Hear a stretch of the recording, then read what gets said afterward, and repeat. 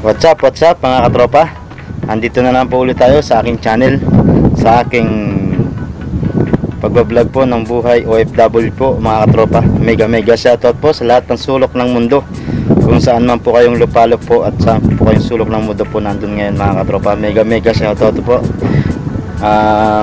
So mga katropa, may papakita na lang po ulit po ako sa inyo dun sa video, sa itong bablog po natin ngayon po ay meron po tayong pupuntahan po na ginawa po ng mga tropa natin. Siguro po kung naalala nyo po yun, kung napapanood nyo po yung mga dati po natin mga vlog, yung sinasabi ko pong buwis buhay, yun po ang pupuntahan natin. So yung pangalawa po, natapos na po siya, yung rectangle po siya. So ngayon, hindi ko na nga po lang siya na-vlog kasi masyado po akong busy, hindi ko na po siya napasyalan. So ngayon po, puntahan po natin yung pangatlo na ginawa po ng mga katropa natin na tangke po, na buwis buhay din po. Kung sa pinamagatan ko po si buwis buhay kasi po napakalalim din po siya. Halos pares lang po ang kanyang mga level po. Sa taas po level po galing sa ground floor po, sa pinakapantay lupa po sa ibabaw, pero po yung lalim po niya pare-pares lang din po siya. Nagkaroon lang po siya ng konting diferensya, siguro mga 50 cm lang po diferensya niya, pero at least pumatakbo pa rin po siya ng 30 meters po ang lalim po niya mga katropa. So mga katropa, tara puntahan po natin mga katropa natin doon at para makita po natin yung ginagawa po nila. So sabi sa akin ng ibang katropa tapos na raw. So i-check na lang po natin mga katropa yung gagawin po nila at yung ginawa ng mga katropa natin. Then matapos po na may check po natin, kung makita naman po natin wala pong aberya, so papacheck na po natin sa pinakamataas na QC. Then okay na po, pwede na po siya. Pag na-aprobahan po ng QC, magiging okay na po at napapabuhusan na po siguro after tomorrow po. Tara mga katropa, sabay-sabay po tayo, puntahan po natin po yung sinasabi ko po na pangatlong tangke na ginawa ng mga katropa natin na pinamangkatan ko pong buwis buhay.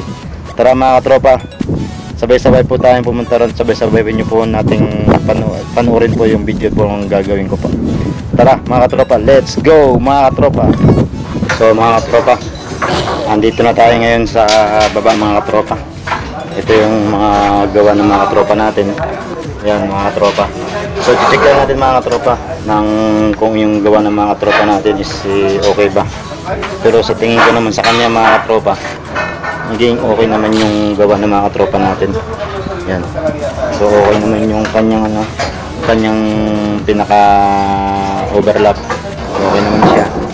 So wala namang magkakaroon ng aberya ito mga tropa yung QC na check natin. Ngayon siguro after 1 hour papacheck na natin mga tropa to sa QC. Papuntahin na natin yung pinakmataas na QC para at least ma-inspection na nila ito mga tropa.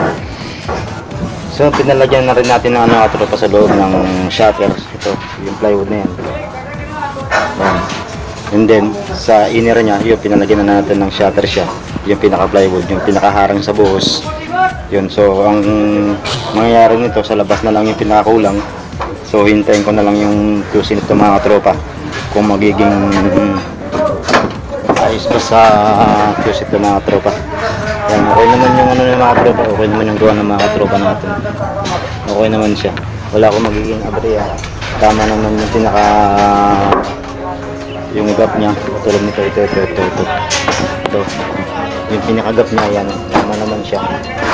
So yung overlap niya, okay naman ito. Ito, yung pinaka-overlap, tama naman siya.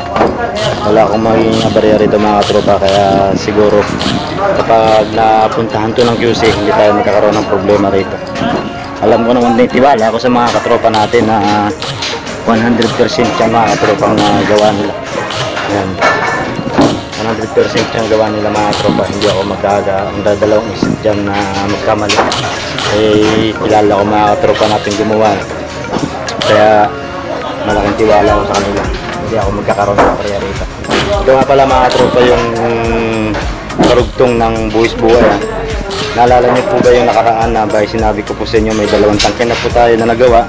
Yung malaki po yung bilog, tapos din yung square, yung rectangle ba yun? O rectangle, ito na po yan mga tropa. So ngayon papakita ko sa inyo, akit tayo sa taas mamaya para mapakita ko sa inyo kung saan sinasabi ko na rectangle po. So ito yung buwis buhay, na karugtong po ito ng buwis buhay mga tropa. Nasa ilalim po tayo ngayon ng 30 meters. ng buwis buhay po na ginagawa po natin. Nasabi na tulad nga sinabi ko po sa inyo na tuloy-tuloy lang po at gagampanan po natin at tuloy-tuloy po ang pagbablog po natin dito sa buwis buhay na po ito mga tropa. So mga tropa, tara agad tayo sa taas. Nandun yung mga tropa natin. Tingnan natin yung ginagawa pa nila sa taas kasi may konting balansi pa to eh. Siguro after 1 hour tapos na to. Then after 1 hour din papapuntahin na natin yung QC para makita ng mga katropa natin kung ano yung magiging resulta. Pero palagay ko 100% to mga tropa, walang problema to. Tiwala lang. Yan mga tropa, okay naman yung hanggang taas yan mga tropa. Ito yung baba, ayun yun, hanggang taas yan mga tropa. Ayun. Yun. Yung mga tropa natin nandun sa taas, hindi nagawa sila ron. Yan sinasabi sa yung mga tropa na 30 meters ha. Okay naman siya mga tropa.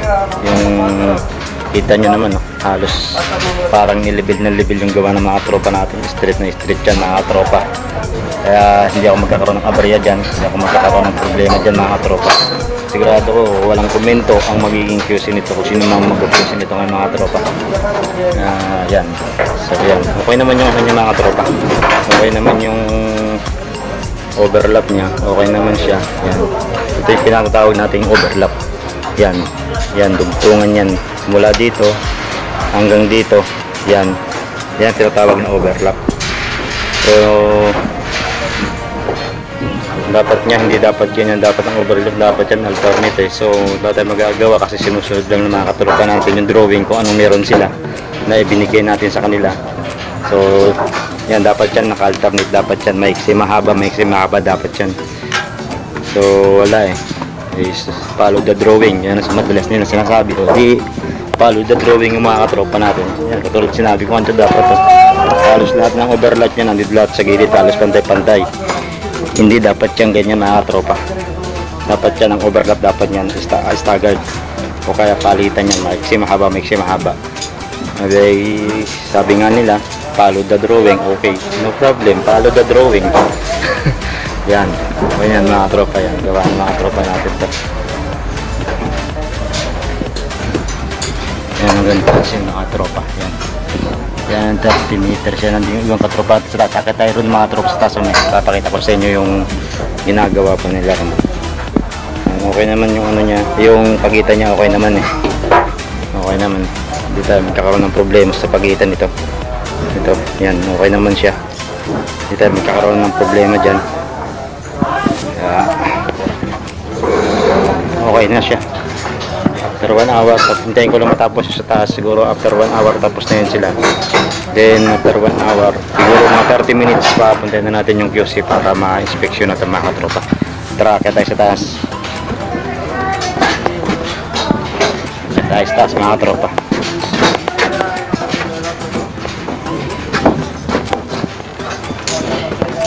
So yan yung mga katropa natin. Yan mga katropa dito sa taas. Isang level pa para makakita sa taas. Yan ang ginagawa nila mga katropa. Yan butas yan. Opening yan para sa pipe. Nalagyan na lang nila.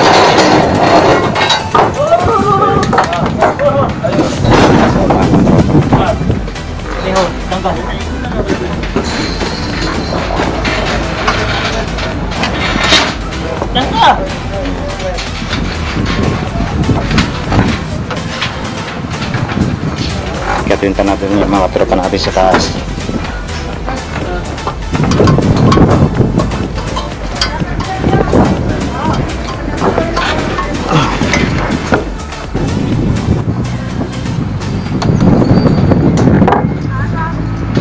Ayan mga tropa.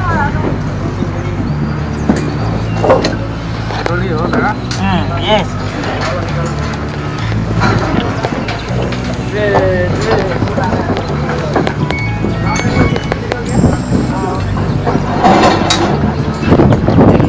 Yan na lang yung balance eh.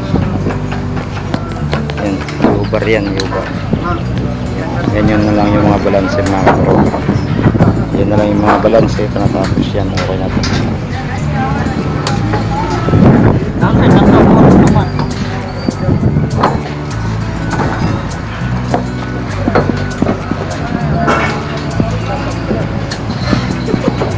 So yan yung lift ng mga tropa ng 30 meters. Ayan yung pantay lupa.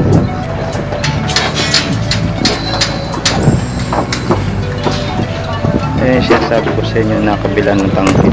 Sa kabila, nandun sa kabila. Mga pakita eh. Nandun sa kabila yun. Maliit lang naman to.